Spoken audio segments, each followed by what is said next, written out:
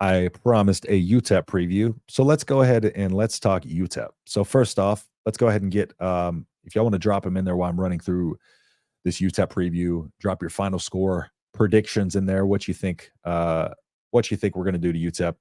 UTEP again.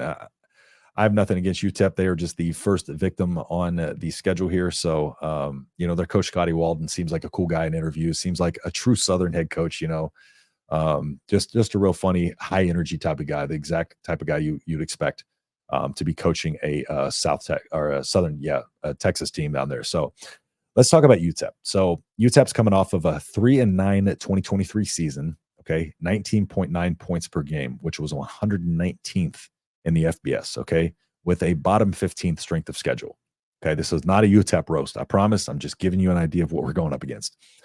Now, they're implementing this up-tempo offense, which is going to be it's called the Blue Blaze, right? And it's a run-first offense. So it's a run-first offense because the strength of this team is right now in their running back room because they lost a lot of talent. So just to put it in perspective, they have 7 returning starters on both sides of the ball, just total on both sides of the ball.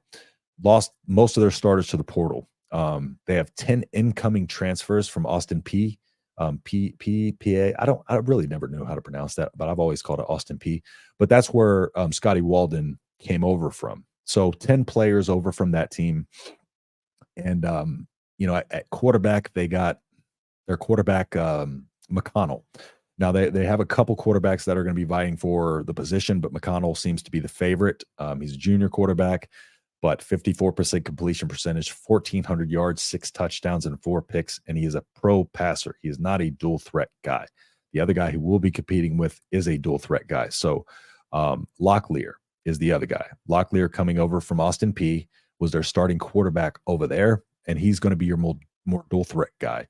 So right now it's looking like McConnell is in the lead to be the starter, but we'll see how that goes. But yeah, passing numbers not the best. 54% completion percentage leaves a lot to be desired from a pro style guy. So I'm not counting out Locklear just yet. Okay. Looking at their wide receiver room, ton of turnover, but there's a lot of potential there. So that's something to be mindful of is you're not going to, in the very undersized receiver room, I think they have one who's 5'8", one who's 5'7", and I think they have one who's 6 foot, who's probably going to be their tallest receiver. I have to re-look at the depth chart, but I believe 6 foot is their tallest guy coming back from last season. He had about 100 some odd yards receiving. Okay. Moving over to their running back room, Javon Jackson Key. So, Javon Jackson. He's their key player coming back from last season. So he's going to be the star of this offense. Now, the issue lies when you have a star of your offense as a running back, but you have a extremely undersized defensive line where you have one guy coming back from your offensive line. Okay, so they are very, very thin up front in experience and in size. And so their D-line has talent, but their D-line's a little bit undersized. Their O-line lacks experience and talent, and they are undersized. So that is one thing to focus on there. On the offensive side of the ball, they do have some flashy guys. They're going to be trying to run this up-tempo style of offense. But one of the things that comes with an up-tempo style of offense, if it's not working successfully, then that means you're going to be putting your defense on the field a lot.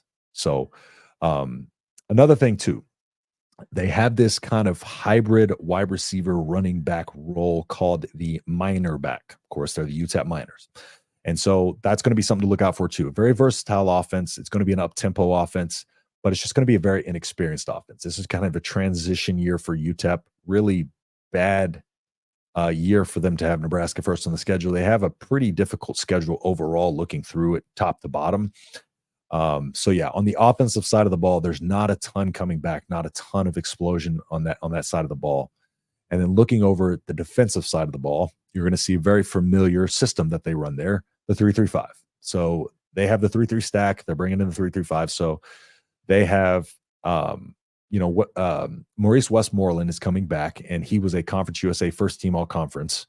And again, that's big on that defensive line, but their defensive line overall is undersized. There's some talent over there. So their defensive line is going to be good. But the fact that they are undersized, they're bringing in the 3-3-5.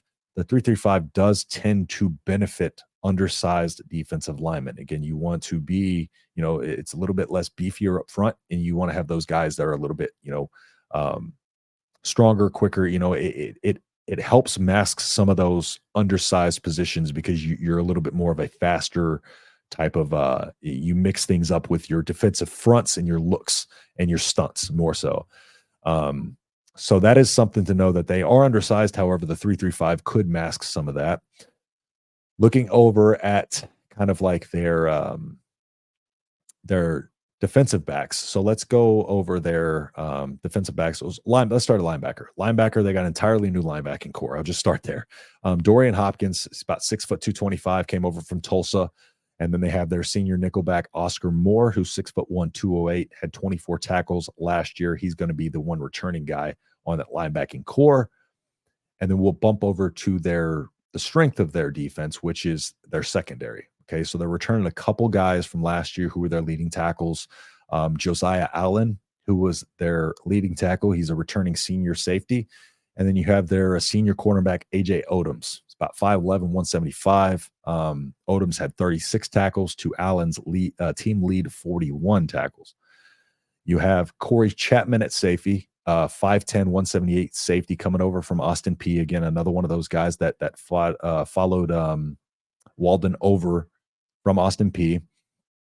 And so, yeah, they're a school in a transition, and I think it's very safe to say that Nebraska will have their way with this UTEP team, and that's it just is what it is at that point. And I'm not in a position as a Nebraska fan to say anybody's an easy win, but this one right here, it looks like they've had so much turnover. More so, it's looking like a UTEP's like Colorado in terms of the portal. They just kind of had a bunch of people go out, had a bunch of people come in. They're undersized, potential flash at a lot of different positions. Now, I'm not going to compare them to Colorado, of course, being a little crass there, but it's kind of the same concept. But that 3-3-5 defense, Nebraska knows the 3-3-5 defense well. So, it's one of the things that the offense sees a lot, practice, of course. So they're going to know how to run this offense against, that 3-3-5. So it's one of those things where it's going to be tough sledding for UTEP to try to be able to trick Nebraska up in a lot of ways, especially on the defensive side of the ball, with Nebraska understanding the 3-3-5 as well as they do,